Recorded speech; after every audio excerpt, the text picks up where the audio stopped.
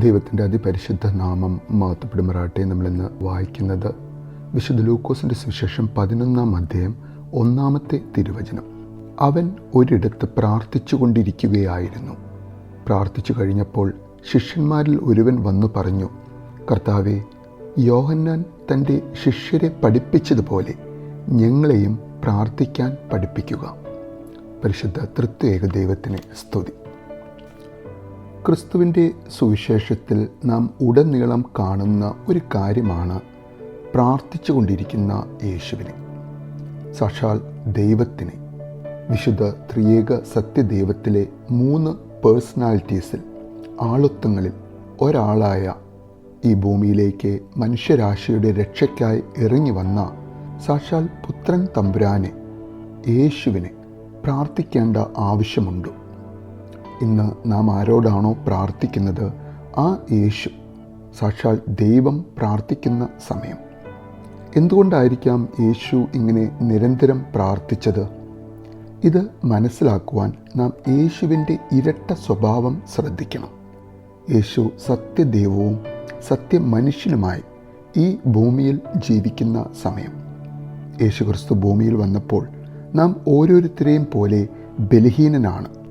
എന്നാൽ യേശു നമുക്ക് കാണിച്ചു തരികയാണ്, മനുഷ്യനായി ജീവിക്കുമ്പോൾ ദൈവത്തോട് ആശ്രയം വയ്ക്കുന്നതും ദൈവത്തോട് നിരന്തരം എപ്പോഴും ആശയവിനിമയം നടത്തി ദൈനംദിന കാര്യങ്ങളിൽ ഏർപ്പെടുന്നത് ബലഹീനരായ നാം ഓരോരുത്തർക്കും നമ്മുടെ ബലഹീനതകളെ ദൂരത്ത് നിർത്തി പരിശുദ്ധാത്മാവാം ദൈവം തരുന്ന ധൈര്യത്തിൽ, പരിശുദ്ധാത്മാവാം ദൈവം തരുന്ന ഡയറക്ഷനിൽ കാര്യങ്ങൾ ചെയ്യുവാനുള്ള അറിവും കഴിവും ആർജിച്ചെടുക്കുവാൻ നിരന്തരമായ പ്രാർത്ഥന മുഖാന്തരമാകുന്നു.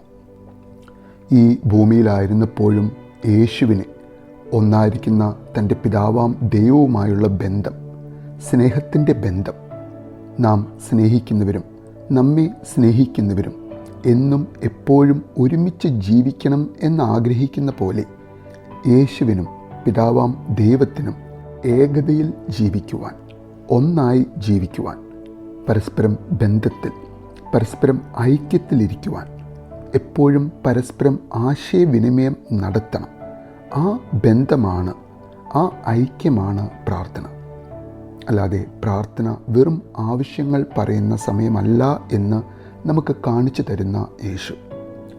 നാം കാണുന്നുണ്ട് യേശു തൻ്റെ പല പ്രധാന കാര്യങ്ങൾക്കും മുൻപ് പ്രാർത്ഥിക്കുന്നത്. തൻ്റെ രാജ്യം മരണത്തോളം വരെ കെട്ടിപ്പടുക്കുവാൻ ഈ ലോകം മുഴുവൻ സഞ്ചരിക്കേണ്ട തൻ്റെ പ്രിയ ശിഷ്യരെ തിരഞ്ഞെടുക്കുമ്പോൾ പ്രാർത്ഥിക്കുന്ന യേശു, തൻ്റെ സ്വന്തം ക്രൂശ് മരണത്തിന് മുൻപ് അതിവേദനയിൽ പിതാവാം ദൈവത്തിൻ്റെ ഇഷ്ടത്തിന് കീഴടങ്ങിയ സമയം, വിയർപ്പ് രക്തത്തുള്ളികളായി തീർന്ന അതികഠിനമായ പ്രാർത്ഥന, യേശുവിന് വേണ്ട ശക്തിയും ഹൃദയത്തിന് വേണ്ട ശാന്തിയും തൻ്റെ സഹനവേളകളിൽ പോലും ദൈവത്തോടുള്ള ഒരുമിപ്പിൽ യേശു പ്രാർത്ഥനയിലൂടെ നേടിയെടുക്കുന്നത് ഇന്ന് നാം ഓരോരുത്തർക്കും നമ്മുടെ മനസ്സിൻ്റെ ശക്തിക്കും ശാന്തിക്കുമായി നമ്മുടെ പ്രാർത്ഥനകൾ മുഖാന്തരമാകട്ടെ എന്ന് നമുക്ക് ആഗ്രഹിക്കാം, പ്രാർത്ഥിക്കാം. നല്ലൊരു ദിവസം നേരുന്നു.